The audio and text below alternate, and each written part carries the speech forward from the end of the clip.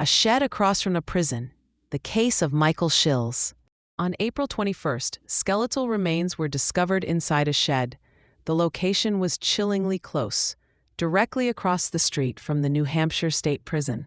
The subsequent autopsy report, dated May 5th, confirmed the identity. The remains were those of Michael Schilz, a 59-year-old man with a troubling past. Give a like and subscribe. Leave a comment. Michael Schilz was a convicted sex offender. His conviction dates back to 2005. The crime was aggravated felonious sexual assault on a minor. This put him on the radar of law enforcement and the community for years to come. Schilz was granted parole in December of 2021. However, his freedom was short-lived. He violated the terms of his parole, becoming a fugitive. The Department of Corrections listed him as Fugitive of the Week in October 2023.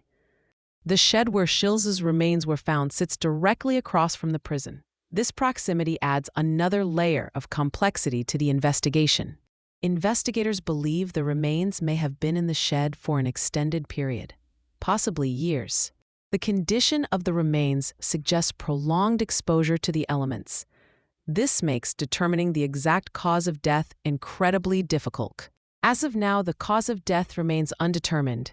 No charges have been filed in connection with the case. The investigation is ongoing. Authorities are working diligently to piece together the circumstances surrounding Schilz's death. They are focused on understanding the events that led him to that shed across from the prison. Lieutenant Thomas Yerkes is a key figure in this investigation. This case highlights the significant challenges of monitoring released offenders, especially those with a history of sex offenses. Tracking these individuals, particularly those lacking stable housing, presents a constant struggle. Schilz was reportedly homeless after his release. The case raises serious questions about the effectiveness of the parole system. Are there adequate support structures in place for released inmates? It also forces us to confront uncomfortable truths about community safety. How can we better protect our communities from repeat offenders? The lack of resources for homeless offenders is a glaring issue. This case underscores the urgent need for comprehensive support systems. Ultimately, the goal is to prevent recidivism. We must find ways to break the cycle of crime and reincarceration. The parole system is designed to reintegrate offenders back into society. But is it truly working? Cases like Michael Schilz's raise serious doubts. The system appears to have failed him and perhaps failed the community as well.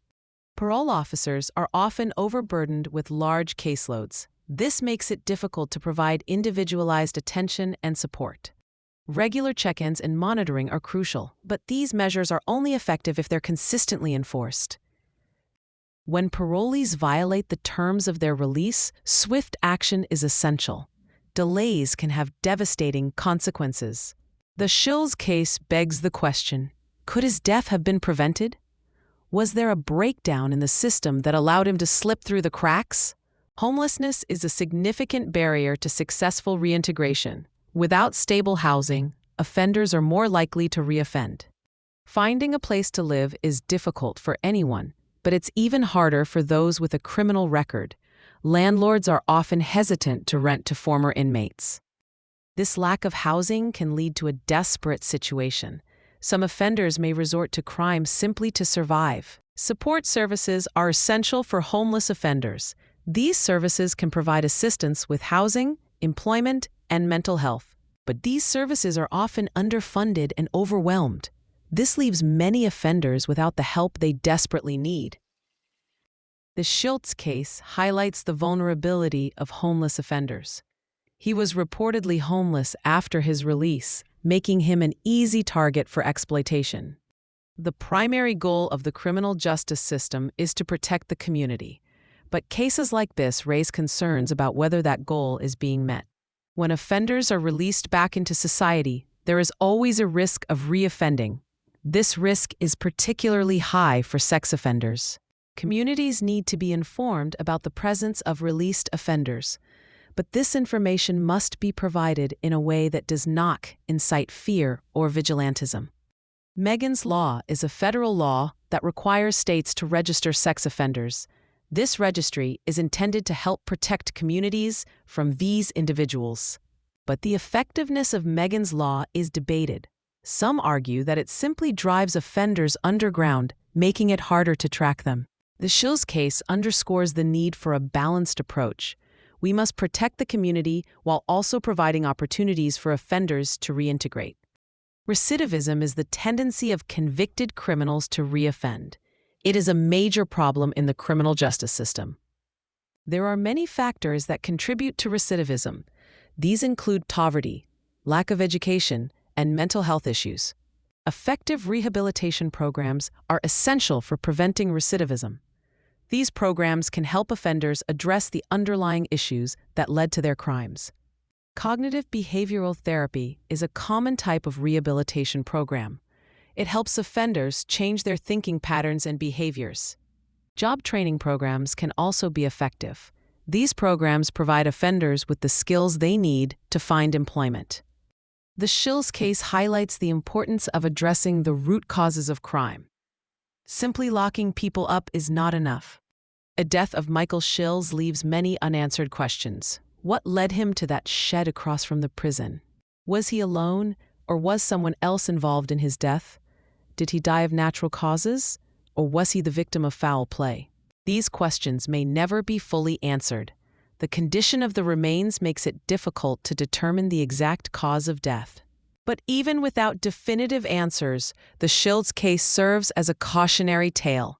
It reminds us of the challenges of reintegrating offenders back into society. It also underscores the need for a more compassionate and effective criminal justice system, one that prioritizes both community safety and rehabilitation. The investigation into Michael Schilz's death continues. Authorities are still seeking information from the public. Anyone with information about this case is urged to contact the New Hampshire State Police.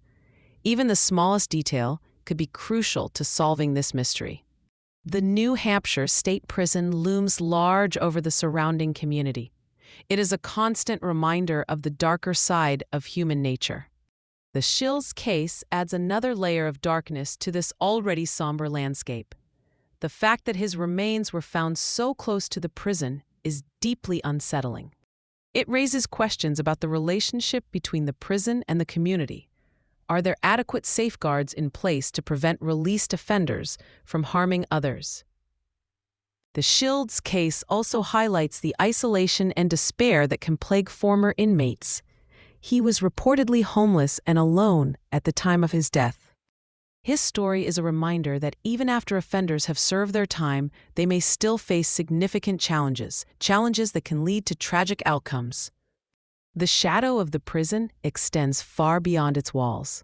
It touches the lives of everyone in the community, reminding us of the complexities of crime and punishment.